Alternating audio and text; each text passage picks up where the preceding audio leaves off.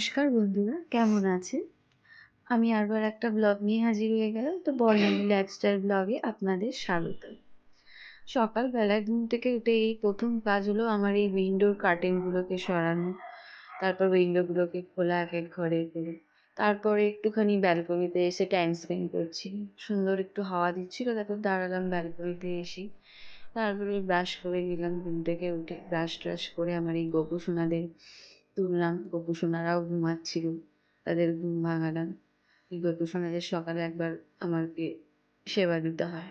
গোপুসোনারা এই যে ঘুমাচ্ছে, মশারির ভেতরে পর্দাটা সরিয়ে ডাকছি যে আমার এই এক গোপুসোনা নিচে শোয় আর ২ গোপুসোনা বেডে শোয়।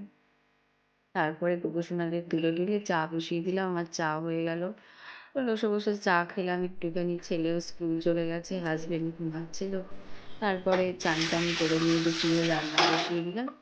দুপুরে রান্না করেছিলাম ডিমের কারি, তারপরে মাছের ডিম দিয়ে একটা তরকারি সবজি দিয়ে রান্না বসিয়ে দিলাম। কড়াইতে ডিম করে ভাজছি, মাছের ডিম দিয়ে এই তরকারিটা হবে সবজি দিয়ে।